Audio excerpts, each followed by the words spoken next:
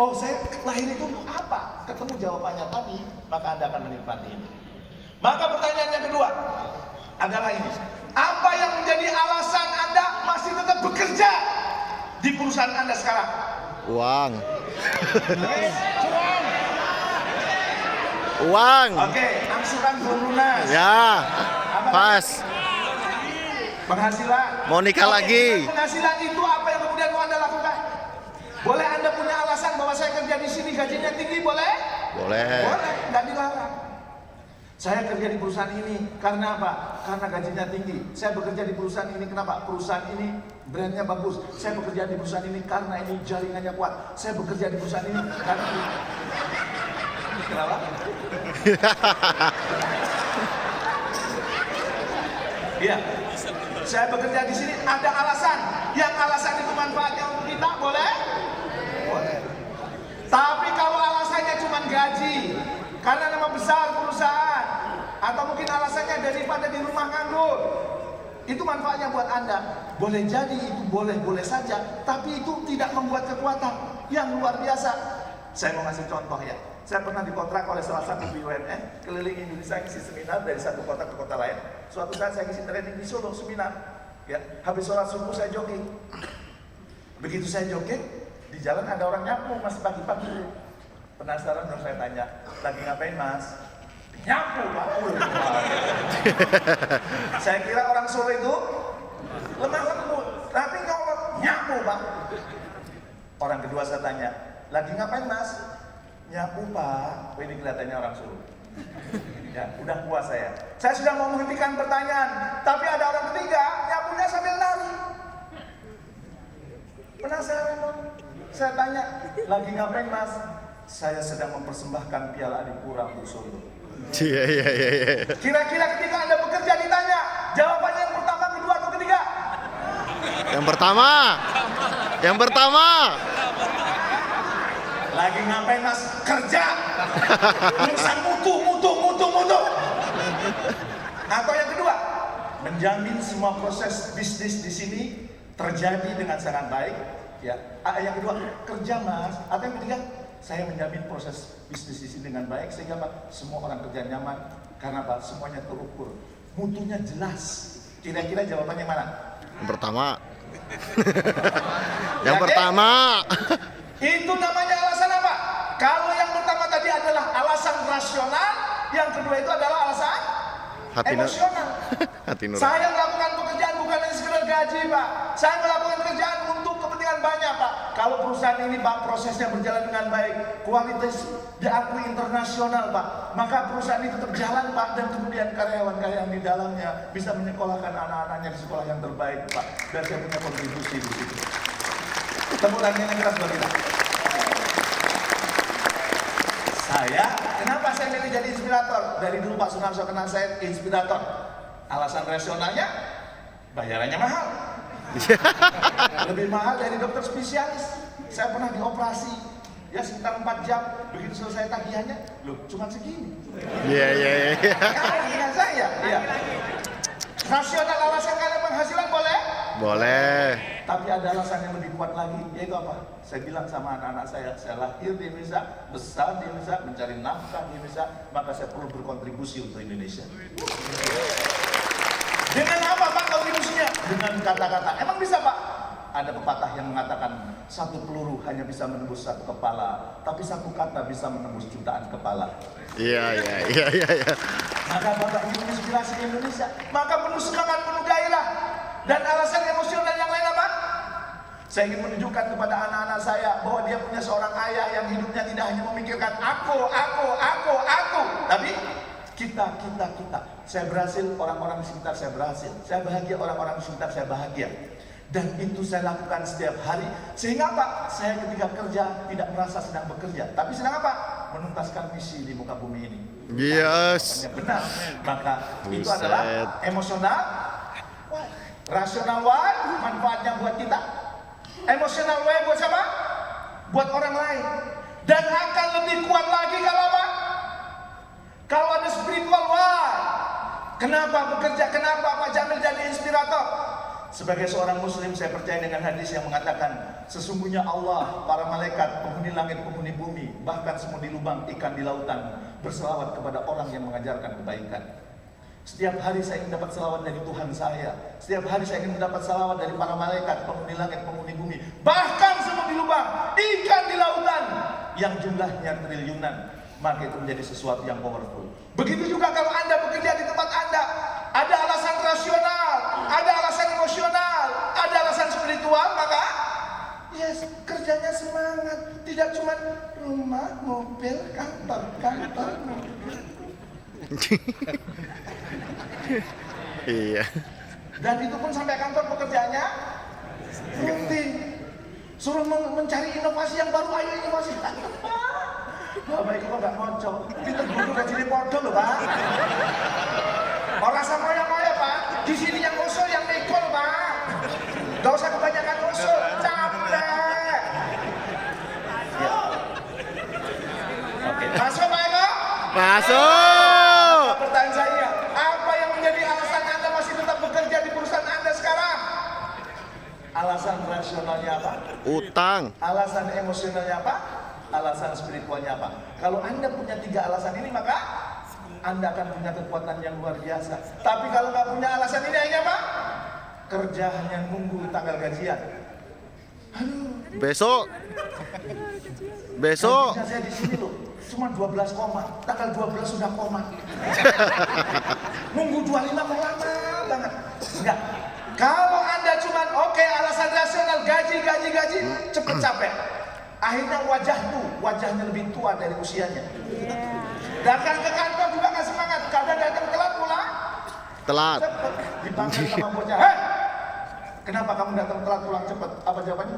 Sorry bos, dalam hidup saya punya prinsip bos. Dalam 1 hari tidak boleh melakukan 2 kesalahan bos. Kami datang terlambat maka pulang tidak boleh terlambat. Ngeyel kami. Maka Anda harus menemukan ada alasan rasional, alasan emosional, dan alasan. Maka kerjanya jadi enjoy, jadi asik. Kalau punya alasan ini, tidak hanya sekedar rutinitas, maka silahkan nanti malam direnungkan di kamar hotel. Apa yang menjadi alasan saya tetap bekerja di perusahaan ini ya? Jangan sampai kemudian kita cuma rutin, sehingga kemudian kita hanya disebut robot berbentuk manusia. Dan pertanyaan yang ketiga berkaitan dengan noble purpose adalah, apa yang menjadi lebih baik atas kehadiran Anda di tempat kerja? Kira-kira dengan pekerjaan Anda di perusahaan Anda, apa yang lebih baik? Mutu. Boleh jadi mutunya, boleh jadi produktivitasnya, Iya. atau apa? Jangan sampai kita menjadi manusia mubah, yang adanya sama dengan tidak adanya. Bahkan ketika ada acara di Jogja, orang kantor senang, yes, bebas kantor. Dia tuh kalau jalan malah cerewetnya minta ampun. Sekarang dia ke Jogja 2 hari aman kantor. Maka pertanyaan juga perlu dijawab. Apa yang menjadi lebih baik atas kehadiran saya di muka bumi? Kira-kira apa? Dimanapun Anda bekerja, dimanapun Anda beraktivitas, pastikan 3 pertanyaan ini terjawab dengan baik. Ya. Dan kalau Anda bisa menjawab 3 pertanyaan ini, menurut para psikolog apa? Anda terhindar dari penyakit-penyakit yang kejiwaan. Ya, saya pernah nanya sama seorang psikolog dari Bandung, ya, Pak Zen namanya, Kang Zen. Ya, Kang, saya ingin tahu Kang, orang itu kerja stres atau enggak, gimana sih Kang? Dia manggil saya Babi. Babi ingin tahu yang stres ringan atau berat. Kalau yang ringan gimana, Kang? Kalau yang ringan gini deh, Babi mau WhatsApp saya, ambil handphone, begitu buka handphone ada mention, dibuka tuh mentionnya sampai selesai. Begitu selesai baca, tadi saya mau WhatsApp siapa ya? Nah, itu stres paling ringan. Terus saya tanya, yang berat apa? Yang paling berat, di ruangan ini pada ketawa, Anda masih mikir, lucunya gimana sih? Jadi kalau ada orang terlambat ketawa, kemungkinan Stres. janji antara sudah stres karena kenapa? Karena dia kerja cuma rutin. Rumah, mobil, kantor. Maka sekarang saya jawab 3 pertanyaan ini. Seberapa besar Anda menikmati pekerjaan Anda saat ini? Kalau masih di bawah 5, tingkatkan. Apa alasan yang menjadi alasan Anda bekerja di tempat Anda bekerja? Dan apa yang menjadi lebih baik atas kehadiran Anda? Sehingga keberadaan kita itu berarti dimanapun kita berada. Kalau Anda bisa menjawab pertanyaan ini, insya Allah Anda menemukan bekerja dengan noble purpose. Dan Mark Twain mengatakan, ada hal terpenting dalam hidup ini yaitu dua. Kapan? Pertama saat terlahir ke dunia. Yang kedua, saat orang itu menemukan untuk apa saya hidup, untuk apa saya bekerja. Itu adalah noble purpose. Maka orang-orang yang bekerja dengan noble purpose itu apa? Orang-orang yang ketika bekerja dia merasa sedang tidak bekerja, tapi sedang menuntaskan misi di muka bumi. Enjoy, asik, senang. Dan itu akan membuat kita semakin happy, semakin produktif. Tepuk tangan dong buat kita semuanya. Oke, masih semangat? Masih. Supaya semangat kalau saya teriak satu, tepuk sebelah kanannya. Woi! Satu! Woi. Satu! Woi. Kalau saya teriak dua, jempolnya dikeluarin. Ya, asik. Ya. Yeah. Dua! Asik. Kalau saya teriak tiga, tengok sebelah kiri. Kalau jenis kelaminnya sama, letakkan tangan Anda di dagunya dan Anda bilang, tiga! Yang jenis kelaminnya sama, kalau beda jangan ya. Oke, satu! Salah. Satu! Woi. Dua! Ya. Tiga! Ya. Tiga! Ya. Tepuk tangan buat kita semuanya. Poin satu masuk, supaya kita makin happy, makin produktif, maka bekerja sesuai dengan Hati orang. noble purpose. Jangan cuma rutin, jangan cuma karena gajian, jangan cuma karena fasilitas. Boleh itu, boleh. Tapi kadang-kadang membuat hati kita itu galau. Tapi kalau kita yes, aku bekerja di sini, gajinya oke, fasilitasnya oke. Yang kedua apa? Di sini aku bisa mengabdi untuk negeri ini, dan kemudian aku bisa beribadah terbaik di tempat ini. Apalagi saya mohon maaf kalau pendekatan pakai agama Islam karena saya Islamnya. Karena ada kemudian hadis Rasulullah yang mengatakan, ya, ada dosa yang tidak bisa dihapus dengan sholat, zakat, puasa, dan haji sekalipun. Para sahabat bertanya, dengan apa menghapusnya ya Rasulullah? Dan Rasulullah menjawab, al-humumu fi talabil ma'isah. Bersusah payah mencari nafkah penghidupan itu bisa menghapuskan dosa yang tidak bisa hapus dengan sholat, zakat, puasa, dan haji. Maka kerja kita jadi semangat. Jadi kerja itu bukan hanya urusan dunia. Karena kalau Anda menganggap kerja urusan dunia, stres Anda. 8 jam di kantor, ya, bagaimana supaya itu bernilai ibadah? Maka bekerjalah dengan benar, ya, insya Allah itu akan bernilai ibadah. Masuk Pak Eko? Masuk. Ada 3. Yang kedua apa? Ada Pak Eko sini? Oke. Supaya makin happy and produktif, maka apa? Maka kita perlu memiliki growth mindset. Siapa penyetus growth mindset? Aku. Namanya Carol Dweck dari Stanford University. Dia melakukan riset, melakukan kajian. Kenapa ada orang yang nasibnya kok begitu-begitu saja, tapi ada orang yang semakin sukses, semakin berkembang. Orang yang hidupnya begitu-begitu saja itu apa? Fixed mindset. Diajak maju nggak mau, diajak berkembang nggak mau. Aku dari dulu kayak gini, mau di training luar negeri nggak efek. Mentahannya. Iya. Nggak usah training. Itu berarti big mindset. Kalau growth mindset Pak, walaupun usia saya sudah tua, jiwa saya muda, kayak Pak Narsoid. Ya. Usia boleh 72 tahun.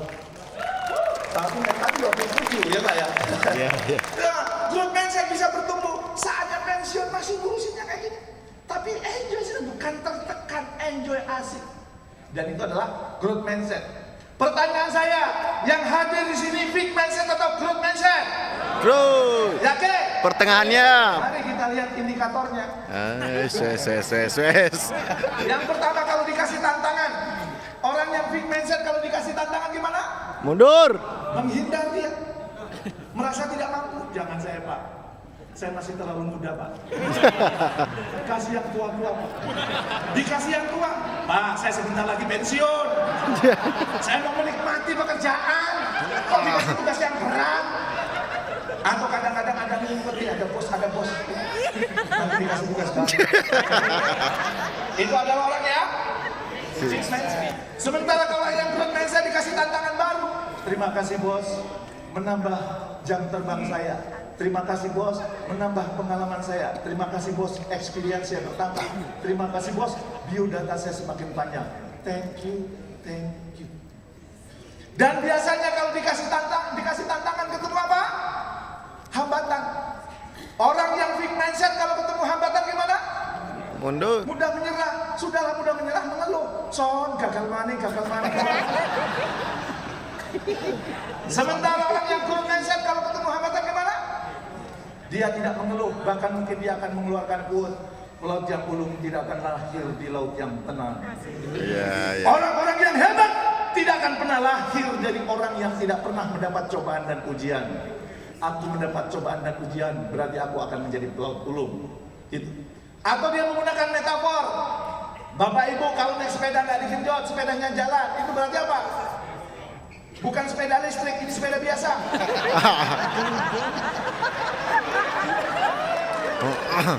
Dia pakai sepeda biasa, nggak digenjot loh, kok jalan? Di turunan. Turunan, Kalau ya. naik sepeda harus digenjot supaya jalan.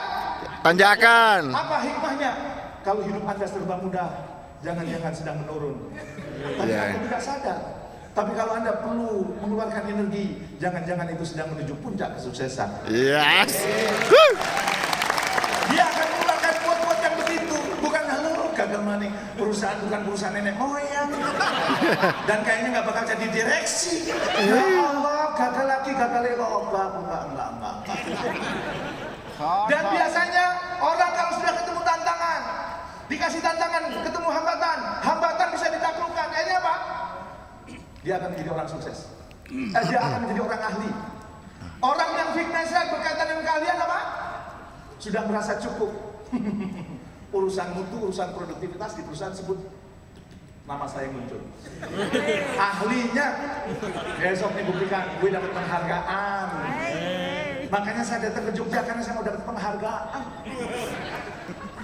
Ahli, sebut nama saya, semuanya kenal. Ya. Dan kalau orang yang growth mindset gimana? Dia sadar dunia berubah, maka dia perlu memperbaiki. Dia akan belajar keahlian yang baru hingga benar-benar ahli. Kata guru saya ngomong begini, Jamil, jadilah orang ahli. Karena kalau orang ahli dikejar-kejar rezeki, yang tidak ahli sibuk ngejar-ngejar rezeki. Terus dia nanya ke saya, Jamil, binatang apa yang kamu sukai? Kupu-kupu. Jangan pernah kau kejar kupu-kupu itu. Sebab kalau kau kejar kupu-kupu itu lari dan belum tentu kau dapat.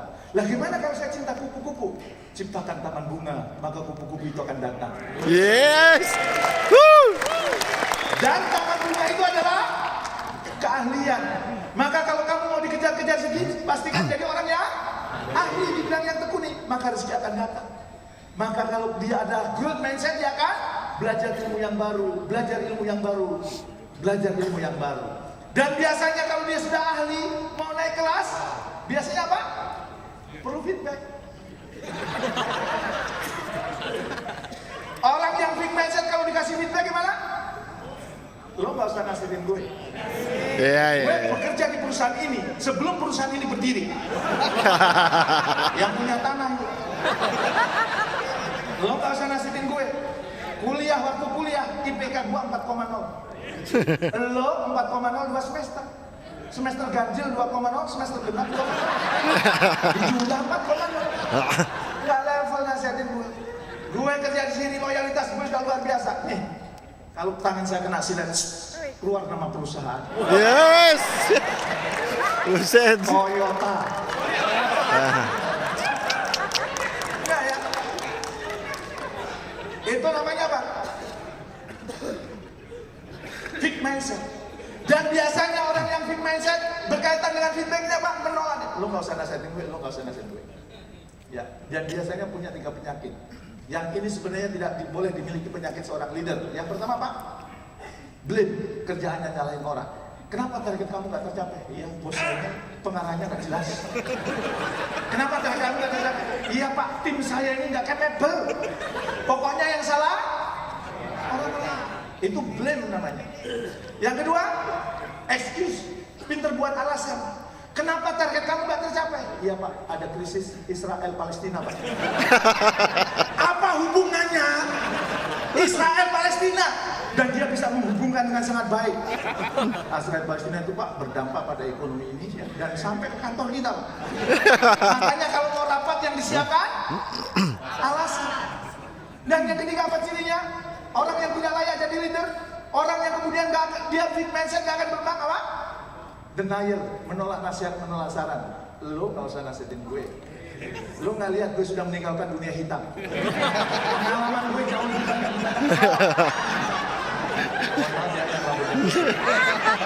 Lo gak lihat kepala gue sudah botak mikirin kantor. Dia yang kepalanya botak. Kata dosen saya, kalau ada orang botak di depan itu orang pintar. Berarti di sini banyak orang pintar. Iya. Kalau botaknya di belakang itu pemikir. Dan kalau botaknya dari depan sampai belakang, dia pikir dia pintar.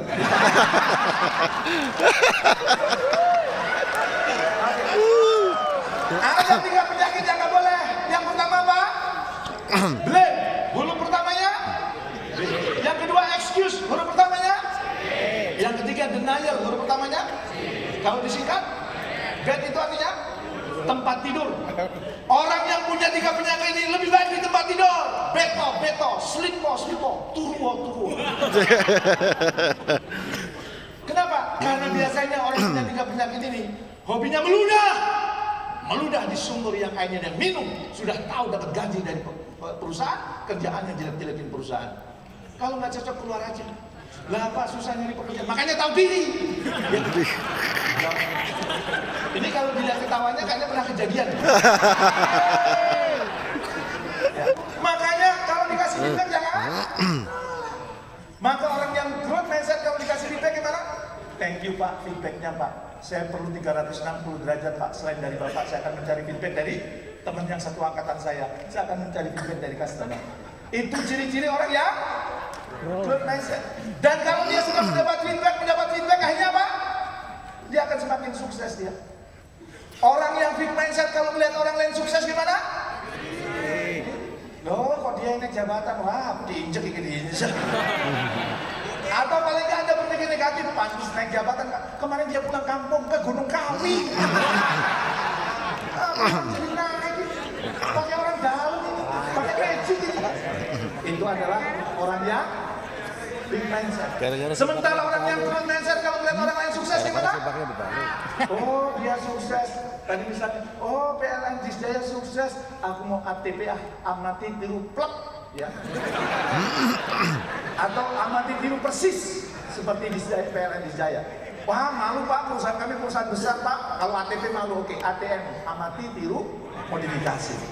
Oh itu tandanya kemudian adalah orang yang growth mindset. Saya sebagai pengusaha pernah datang ke rumah konglomerat, salah satu konglomerat di Indonesia. Ngapain? Tanya. Kita ingin belajar sama orang sukses. Pak, tolong nasihati kami Pak, supaya kami makin kaya Pak, supaya bisnis kami makin berkembang Pak. Apa nasihatnya? Ternyata orang itu tanya, benar kamu ingin makin kaya? Benar. Benar kamu perusahaan ingin bertambah? Benar. Nasihat saya satu. Siapa yang bisa jawab nasihat? Kira-kira apa? Yang bisa dapat 100.000 dari saya. Pak, 100.000 bagi kami kecil Pak, jangan lihat jumlahnya, lihat siapa yang ngasih. Yes. Jangan bisa 100.000, salah jawab bagi 1 juta. Oke, yang keras Mas. Apa? Sedekah. Apa? Berbanyak sedekah. Bukan. Yang keras Pak? Bersyukur bukan. Ternyata konglomerat ini bilang kepada saya Pak, saya dan teman-teman ya, karena saya datangnya rombongan. Benar kamu makin kaya, benar perusahaan mau bertambah, benar Pak. Syaratnya satu, itu pengalaman saya dan pengalaman sahabat-sahabat saya. Gimana Pak? Perlakukan orang tuamu seperti raja, maka rezekimu akan datang seperti raja. Masuk.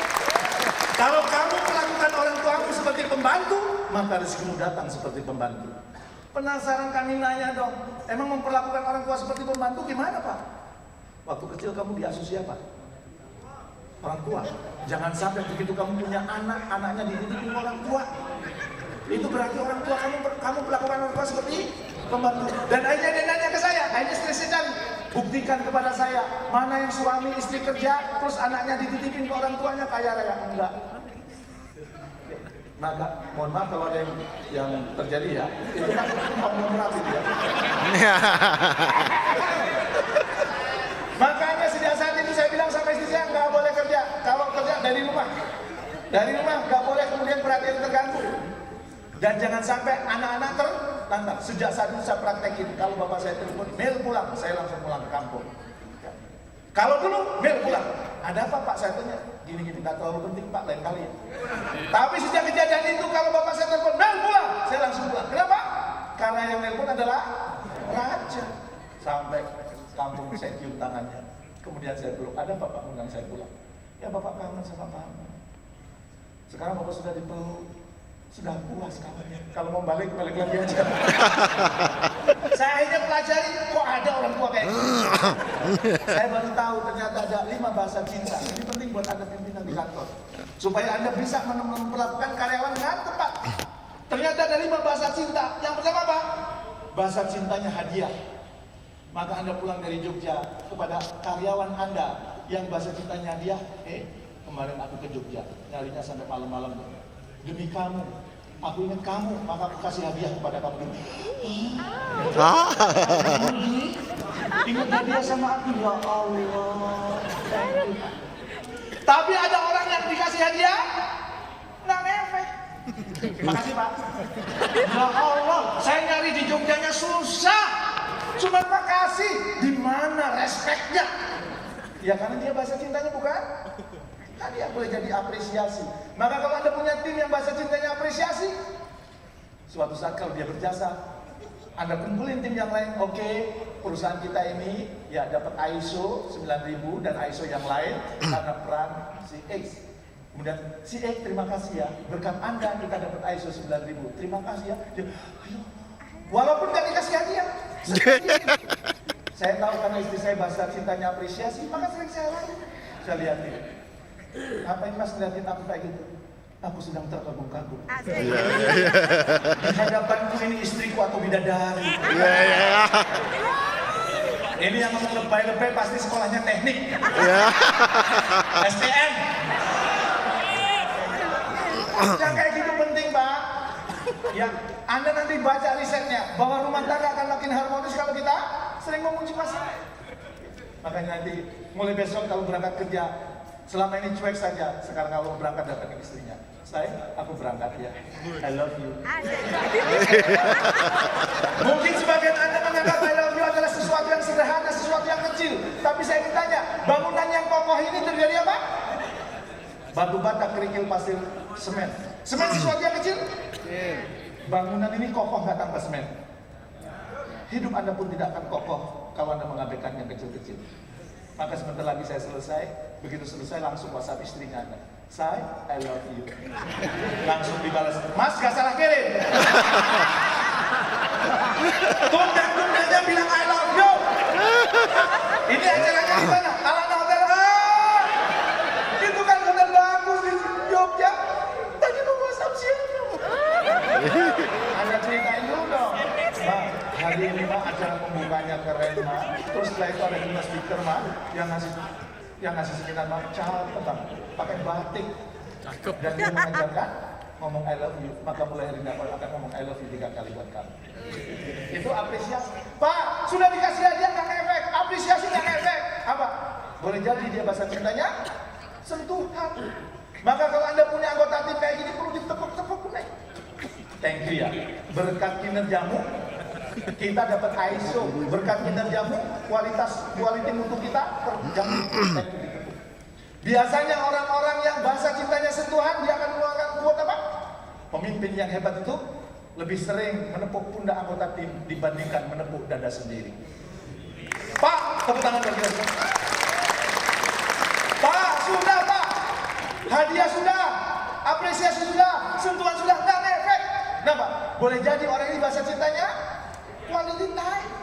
Maka untuk orang ini Anda bilang nggak usah dikasih hadiah, ya, nggak usah diapresiasi. Anda cuma bilang, oke ya, apa? Karena kamu berjasa terhadap pencapaian prestasi kita. Hari ini aku menyediakan waktu 1 jam spesial buat kamu. Handphone aku taruh, aku tidak memintamu spesial for you. Pak, sudah Pak. Hadiah sudah, nggak efek Pak. Apresiasi nggak efek Pak. Sentuhan nggak efek. Quality time nggak efek. Boleh jadi bahasa cintanya Pak? Layanan. Dia senang kalau dilayani. Maka kalau Anda punya anggota tim seperti ini apa? Anda dia, oke ya, berkat kinerjamu Saya tahu untuk jaga mutu di perusahaan kita itu nggak masuk KPI, dan kamu melakukan dengan tulus, maka hari ini aku melayani kamu sungguh-sungguh. Apa? Aku buatin kopi buat kamu. Kopi itu digiling, bukan digunting. Kalau digunting itu kapal api. Ini aku buatin buat kamu. Nah, saya baru ngerti gara-gara apa? Belajar ini. Pertanyaan saya, setelah mendengar penjelasan ini, Anda fit mindset atau growth mindset? Berarti pulang dari sini targetnya dinaikin siap? Siap. Yakin? Yakin. Pertanyaan saya, boleh nggak kita fit mindset? Boleh. Saya kasih ilustrasi. Di kompleks saya, Agustus itu ngadakan lomba. Saya ikut tenis meja. Tim saya juara 1. Begitu juara 1, saya nggak bilang sama tim saya, yuk kita ikut lomba kecamatan. Nanti kalau menang kabupaten, kalau menang provinsi, kalau menang nasional. Enggak, bagi saya tenis meja itu cukup untuk Hobi. menjalin hubungan dengan orang. Berarti untuk urusan ini kita boleh fit mindset? Bisa. Tapi kalau itu urusan pekerjaan Anda, itu urusan yang Anda cintai, itu urusan passion Anda, maka wajib growth mindset. Jangan fit mindset. Sepakat? Sepakat. Setuju? Setuju. Tangan kanannya diangkat. Tepukan sebelah kanan. Friend. Hey, Mulai hari ini. mulai hari ini. Growth mindset, friend. Growth mindset. Bangun. Maka kalau pulang dari sini Anda semakin mau growth mindset, jawab 5 pertanyaan ini. Kira-kira aksi baru apa yang komitmen Anda lakukan setelah acara ini? Namanya komitmen baru. Aksi baru berarti apa? Sebelumnya belum pernah dilakukan. Kira-kira apa? Aksi baru mau yang Anda lakukan. Dan kemudian kalau Anda ketemu tantangan, pikiran positif apa yang Anda hadirkan? Kalau saya misalnya, kalau saya ketemu tantangan mengalami kesulitan, saya selalu ingat SD, SMP, SMA. Setiap mau naik kelas pasti ada ujian. Oke, kalau saya menghadapi sesuatu ada ujian, berarti saya mau naik kelas. Itu pikiran yang saya hadirkan. Dan kira-kira Anda mau ahli di bidang apa? Atau keahlian baru apa yang mau Anda pelajari setelah acara ini? Dan Anda mau minta feedback dari siapa? Dan yang terakhir, siapa orang sukses yang mau Anda jadikan sumber inspirasi? Kalau 5 pertanyaan ini selalu Anda ajukan pertanyaan 3 bulan sekali, insya Allah Anda akan semakin growth mindset. Sepakat? Sepakat. Setuju? Saya tes konsentrasinya. Indonesia. Tepuk semangat 2-1. Ini masalah usia ya. Oke. Yang terakhir, karena waktu saya terbatas. Berarti ada sudah 2 yang saya bagi. Kalau kita ingin happy and produktif, yang pertama apa? Bekerja dengan noble purpose. Yang kedua? Growth mindset. Kita perlu memiliki growth mindset. Dan yang ketiga? Selalulah berusaha untuk selalu excellent. Pak, gimana caranya supaya selalu excellent, Pak? Pilihannya ada 3. Yang pertama, jadilah yang pertama. Wah, Pak, kalau yang pertama berarti inovasi, Pak. Ya, inovasi itu sulit, Pak. Ya, oke. Kalau nggak bisa jadi yang pertama, jadilah yang terbaik. Dan kalau nggak bisa jadi yang terbaik, jadilah yang berbeda. Nah, supaya kemudian 3 ini meramu ada dalam diri kita, jadilah yang pertama, jadilah yang terbaik, atau jadilah yang berbeda. Maka saya kasih terakhir, saya kasih formula yang sederhana. Saya ambil terinspirasi dari Blue Ocean Strategy. Mulai sekarang 3 bulan sekali paling nggak Anda melakukan 4 D. 4 apa? D. Maksudnya apa? D yang pertama. Hal-hal apa saja yang bisa dihilangkan? Boleh nambah waktu sedikit ya? Apa 3 menit ya? Sini tertulis habis. Oke. Hal-hal apa saja yang perlu dihilangkan? Yang itu tidak meningkatkan produktivitas, yang itu tidak meningkatkan value buat Anda. Ini perlu dihilangkan. Wah, apa itu susah dihilangkan, Pak? Oke, berarti lakukan D yang kedua. Hal-hal apa yang perlu Kurangi. Memang ini nggak bisa dihilangkan, Pak. Ini budaya sejak lahir, Pak, perusahaan ini, Pak. Oke, kalau nggak bisa dihilangkan karena ini nggak produktif, nggak memberikan value kepada pelanggan, maka paling tidak perlu dikurangi. Dan kemudian hal yang ketiga, kira-kira apa? Sudah 2 D. Dihilangkan, dikurangi. Kalau dipertahankan, Pak, kita ketinggalan. Nggak ada sekarang masanya dipertahankan. Maka dia berikutnya apa? Ditingkatkan. Hal-hal apa saja yang dapat ditingkatkan? Yang itu sudah bagus, yang itu sudah baik, maka ditingkatkan. Dan kira-kira apa dia yang terakhir? Dipertahankan, Anda nggak maju kalah dengan yang lain. Komit konsisten. Diikhlaskan? Oke. Karena dunia berubah, maka kita perlu melakukan sesuatu yang baru. Supaya setiap 3 bulan ada hal yang baru, maka Anda perlu juga memikirkan hal apa yang perlu diciptakan. Yang sebelumnya nggak ada menjadi ada. Yang sebelumnya belum pernah dilakukan, sekarang dilakukan. Berarti itu diciptakan. Insya Allah kalau Anda 3 bulan sekali melakukan ini, Anda bisa semakin excellent. Di rumah saya, ya, kebetulan kami selalu kumpul, tapi tidak 3 bulan sekali, 2 bulan sekali. Salah satu yang kemudian kita lakukan nih, kira-kira ya dari perjalanan kita 2 bulan yang lalu, kedepannya apa yang perlu dihilangkan? Contohnya anak saya mau menghilangkan nonton film Korea. Oke, apa yang perlu dikurangi? Yang perlu dikurangi waktu tidur, kata anak saya. Ya. Apa yang perlu ditingkatkan? Kemampuan bahasa Korea. Apa yang kemudian perlu diciptakan? Konten. Dulu saya gak rajin tahajud, sekarang saya mau rajin tahajud. Dulu saya bahkan jarang tahajud, sekarang mau tahajud. Oke. Kalau kita kemudian melakukan padi ini, maka semakin hari kita akan semakin excellent. Ini bisa diterapkan di kantor? Bisa. Di rumah bisa? Bisa. Jangan sampai dunia berubah, kita nggak berubah. Salah satu berubah supaya kita menjadi excellent adalah lakukan padi. Dihilangkan yang keras. Yang pertama, Hilangkan. yang kedua, Kurangi. yang ketiga, Tingkatkan. yang keempat. Create. Siap melakukan ini pulang dari sini? Siap. Tepuk tangan buat kita semuanya. Maka hari ini saya mau menyimpulkan bahwa semakin happy and produktif memang banyak cara, tapi paling tidak 3 ini akan membantu Anda kerjanya happy, sudah happy. Yang pertama apa? Yang pertama adalah yuk kita bekerja dengan noble purpose. Yang kedua, miliki growth mindset dalam kehidupan kita. Dan yang ketiga, berkomitmen untuk selalu Excellence. Mudah-mudahan menginspirasi Bapak dan Ibu. Itu yang bisa saya sampaikan. Pak, kurang Pak, kurang Pak, kurang. Kalau kurang, setelah ini buka YouTube. Set Jamil Azemi YouTube-nya. Kalau sudah ketemu jangan lupa Subscribe. Insya Allah setiap minggu ada 3 video di situ. Yang insya Allah 3 video itu memang saya tunjukkan supaya Anda hidupnya semakin bertumbuh, makin sukses, makin mulia. Ada video hari Selasa dan Kamis itu sekitar 8-12 menit. Hari Sabtu itu fokus 1 jam live di YouTube, kemudian saya tayangkan di situ. Apa yang dibahas? Mengasah hati. Kenapa? Karena hati itu timbulnya perasaan. Perasaan mempengaruhi pikiran. Pikiran mempengaruhi tindakan. Tindakan mempengaruhi Hasil. kebiasaan. Kebiasaan, Kebiasaan ya. mempengaruhi karakter. Karakter mempengaruhi nasib. Berarti nasib kita dipengaruhi apa? Perasaan kita. Maka benahi perasaan kita. Dan juga dipengaruhi oleh pikiran kita. Kenapa kita bahas growth mindset? Karena ada hukum yang namanya the law of projection. Hukum apa? The law of projection. The law of projection itu apa? Ini layar, ada proyektor, di belakang ada laptop.